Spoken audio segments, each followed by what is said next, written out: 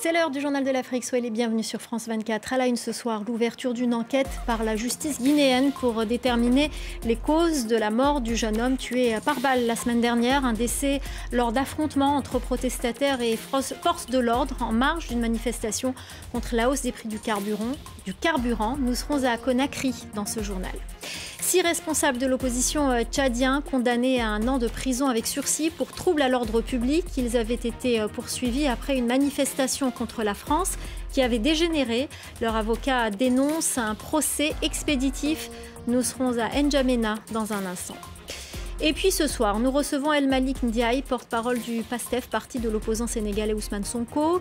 Yewwi Askan-Wi, la liste de sa coalition pour les législatives de juillet a été invalidée par le Conseil constitutionnel. Interview dans ce journal. La justice guinéenne a ouvert une enquête pour déterminer les causes de la mort du jeune homme tué par balle mercredi en marge d'une manifestation contre la hausse du prix du carburant à Conakry.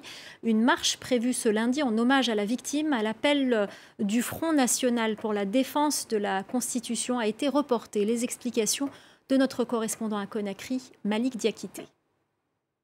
Ce lundi matin, devant la presse, le procureur général de Conakry, Alphonse Charles-Rouet, a publié l'autopsie de Thierno Mamadou Diallo. Selon ce rapport, le jeune Guinéen est décédé, je cite, suite à un traumatisme d'origine balistique tiré dans une position génuflexible probable.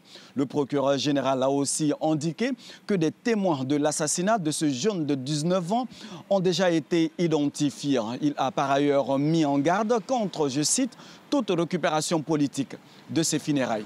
J'ai reçu la famille de la victime. Ils ont été clairs par rapport à leur position. Ils veulent que justice soit faite.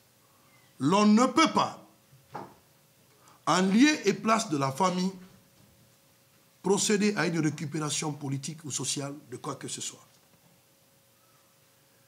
C'est une procédure judiciaire qui est ouverte. Cette procédure judiciaire n'a pas besoin de tumulte, elle n'a besoin que de la sérénité.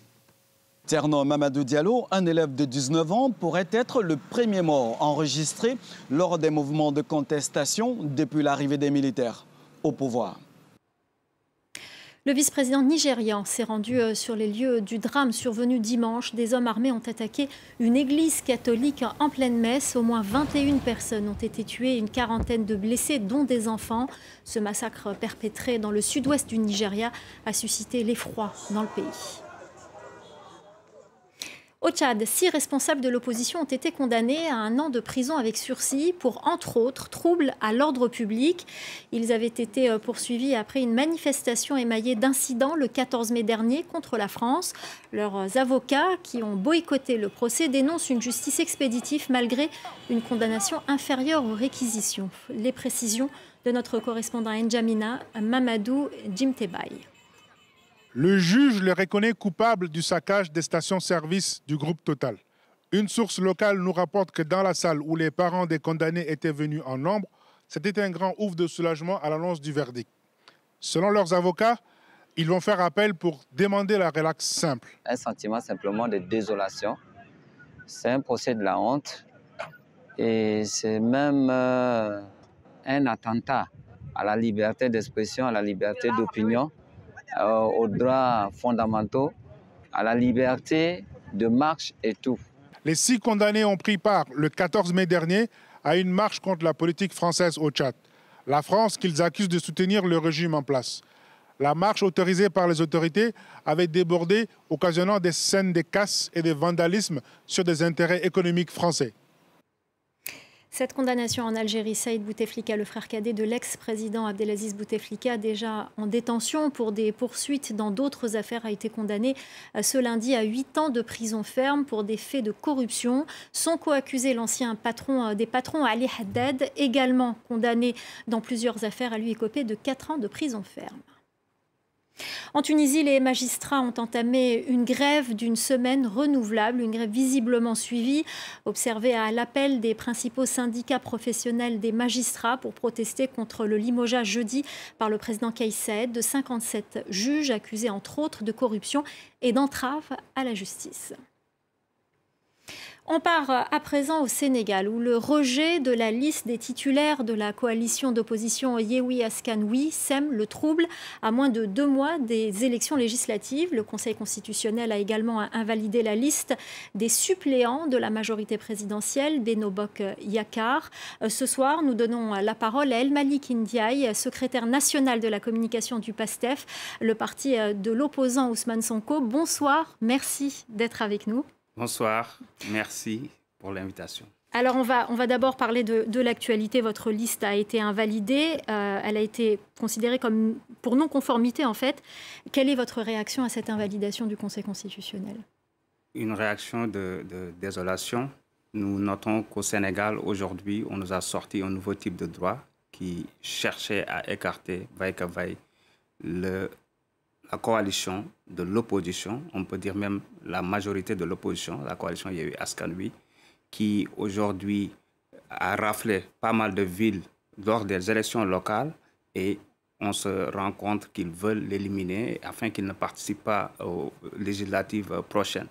Ce qui est désolant, c'est de noter que l'actuel président utilise la justice et son administration pour tripatouiller, pour manipuler les lois, la Constitution et tout, afin d'éliminer pratiquement ses plus farouches opposants, à savoir président Ousmane Sonko, Khalifa Sall, entre autres. Qu'est-ce qui se passe? Voilà un verdict qui sort, qui nous dit, pour une première fois dans le monde entier, nous allons aller à des élections avec une liste qui a été subdivisée en deux. Les titulaires, par là, et les suppléants. Yewwi Askan Wi va partir avec une liste de suppléants, sans tête de liste, sans image de la tête de liste, et une liste incomplète parce que la liste titulaire, normalement, doit être à 53. Aujourd'hui, on se retrouve avec une liste de suppléants de 50, ce qui est inacceptable, ce qui est inédit même dans l'histoire politique du Sénégal. Alors, pardonnez-moi, je vais me faire l'avocat du diable. Si vous dites que les autorités sénégalaises cherchent des moyens légaux, hein, c'est ce que vous dites, pour vous éliminer, pourquoi avoir commis une erreur aussi flagrante? C'est cette erreur qui a causé votre invalidité, l'invalidité de votre liste, est une erreur assez grossière. Beaucoup d'observateurs ne comprennent pas. Et vous l'avez reconnu vous-même d'ailleurs. Mais parce que c'est normal, parce que depuis son accession au pouvoir, le président Macky Sall cherche à trouver tout le temps des... Mais comme vous le savez, pourquoi vous n'avez pas fait en sorte qu'il n'y ait pas ce genre d'erreur? Visiblement, c'est là une candidate qui était à la fois candidate et suppléante. C'est ce qui a causé l'invalidité de votre liste. S'il n'y a pas une probabilité d'erreur, on n'aménage pas pratiquement des solutions, c'est-à-dire pour les corriger. La loi l'a prévu. C'est normal qu'il y ait des erreurs parce que tout simplement, ils ont rendu très complexe le processus électoral avec le parrainage qui a été rejeté d'abord par la Cour des CEDEAO. Ils l'ont enlevé durant les locales, sachant que c'est quasi impossible pratiquement de l'appliquer. Aujourd'hui, ils ont ramené ça et si on se base sur les textes, normalement, la coalition au pouvoir ne devait pas participer aux élections parce que tout simplement, ils ont eu un surplus de parrainage, ce qui est complètement banni par la loi actuelle. Mais ils ont voulu faire du forcing. Le président Macky Sall, ce qu'il a voulu, c'est faire de sorte que la liste de Benno Bokk Yakaar passe. Parce que d'abord, ils ont eu un surplus de parrainage, donc on devait invalider ces motifs d'irrecevabilité. Ensuite, l'autre problème, c'est qu'ils n'ont pas respecté la parité. Maintenant, c'est pour ça d'ailleurs que leur liste de suppléants a été invalidée. C'est inédit. Est-ce que vous êtes d'accord avec moi qu'on ne peut pas aller à des élections avec deux listes? C'est-à-dire qu'aujourd'hui, une liste de titulaires et une liste de suppléants. Ce n'est pas possible. Alors... Ils ont aujourd'hui, tous les juristes du Sénégal, tous les constitutionnalistes sont tombés d'accord sur une seule et unique chose. Ils ont encore dit tout sauf le droit. Ce qui est triste aujourd'hui, au XXIe siècle, dans un Sénégal où on vote depuis des décennies, qu'on se retrouve avec un président qui fait tout pour écarter ses farouches opposants. Alors, autre point que j'aimerais souligner, certaines sources évoquent des tensions au sein même de votre coalition, des tensions qui seraient, selon eux, à l'origine de cette erreur. Certains parlent de sabotage interne. Est-ce que vous confirmez ça? Rien à voir. Il n'y a pas de sabotage interne. Ce qui s'est passé, c'est très simple. On a travaillé dans des conditions terribles pour pouvoir respecter, parce qu'on savait que ce gouvernement actuel va chercher des petits poux, en quelque sorte, pour nous éliminer. On a tout fait. Il s'est trouvé que dans notre liste nationale, il y avait une dame qui avait moins de 25 ans. qui est l'âge requis, parce que ça lui manquait 2 mois. Alors, il fallait le remplacer, c'était à la va-vite. Ils ont pris une dame qui était déjà dans la liste des suppléants. Mais la loi nous permet tout simplement de rectifier.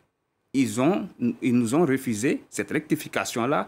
Et comme ils ne pouvaient pas éliminer notre liste et garder leur liste parce qu'eux aussi, ils n'avaient pas pratiquement respecté la parité, qu'est-ce qu'ils ont fait? Ils ont sorti pratiquement un nouveau droit, ce qu'on peut appeler peut-être le droit Macky Sall ou le droit Antoine Diome. En tout cas, ce qu'ils ont fait, c'est inédit. Benno Bokk Yakaar qui passe avec une liste de titulaires sans suppléants de 53 personnes et Yewwi Askan Wi qui va partir avec une liste de suppléants sans titulaire, sans tête de liste. On va même leur demander comment ils vont faire pour que l'image de la tête de liste, qui est le président Ousmane Sonko, soit sur le bulletin. Justement, on va en parler. Vous dites que Macky Sall cherche à éliminer ses adversaires. Quel est l'avenir aujourd'hui, l'avenir politique d'Ousmane Sonko? L'avenir politique d'Ousmane Sonko, ça se voit. Aujourd'hui, c'est un des principaux challengers du président Macky Sall, de l'actuel président, et son avenir politique, tout le monde le sait.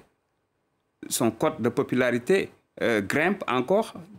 Rappelons-nous qu'en mars 2021, il a tout fait pour l'empêcher, pour l'emprisonner, pour le détruire, parce que depuis qu'il est là, il ne fait que détruire ses opposants. Et comme il a aujourd'hui un projet totalitaire, c'est-à-dire rester au pouvoir à vie, donc tous les moyens sont bons pour éliminer tout opposant qui se dresse devant lui. Mais vous allez voir, dès ce mercredi 8 juin, vous allez voir que Macky Sall est le président le plus impopulaire de l'histoire politique du Sénégal. Vous savez pourquoi? On va réussir d'abord le pari de la mobilisation. Et tous les leaders de Yewwi Askan Wi, de l'opposition, je dirais même toutes les forces vives de la nation, vont se retrouver à la place de la nation et dire que ça suffit. Aujourd'hui, on ne peut plus, au XXIe siècle, où tous les pays sont en train de voir comment gérer cette crise, ce qui se passe au niveau de l'Ukraine, ce qui se passe aux sorties de la Covid-19, lui, il est toujours là à chercher comment freiner ses opposants, comment voler des élections, comment pérenniser son règne à la tête du Sénégal. Alors, vous vous appelez à la manifestation.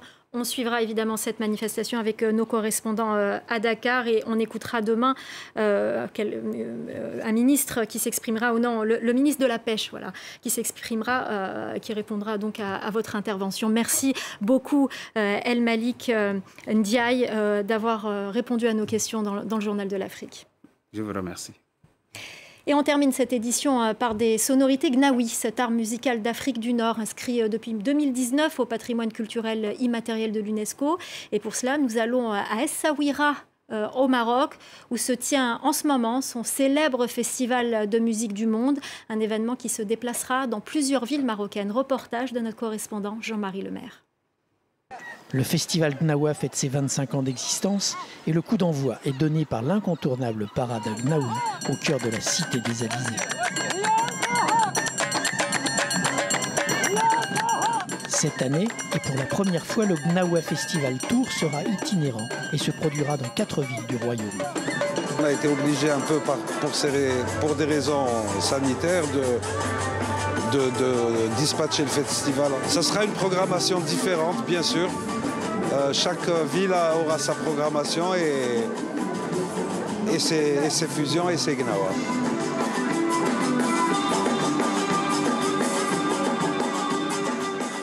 Et ces fusions qui font la renommée du festival et le ravissement des spectateurs, il y en a.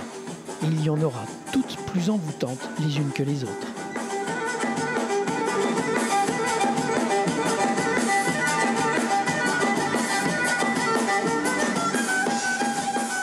Je voyais vraiment tout le monde qui bougeait, tu sens que la vie revient.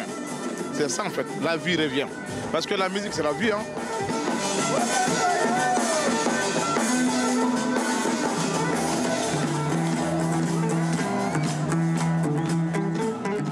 La nuit tombe sur la cité de Mogador et les concerts se succèdent avec des rencontres improbables et des artistes engagés.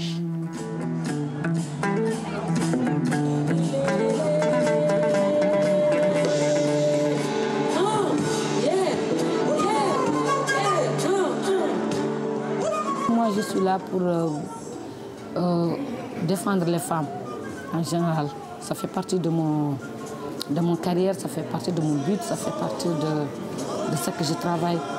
Soutenir les femmes et les enfants.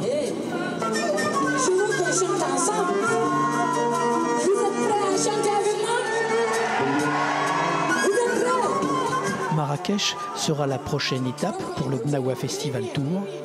Puis après une halte à Casablanca, les derniers concerts auront lieu à Rabat, la capitale du Maroc.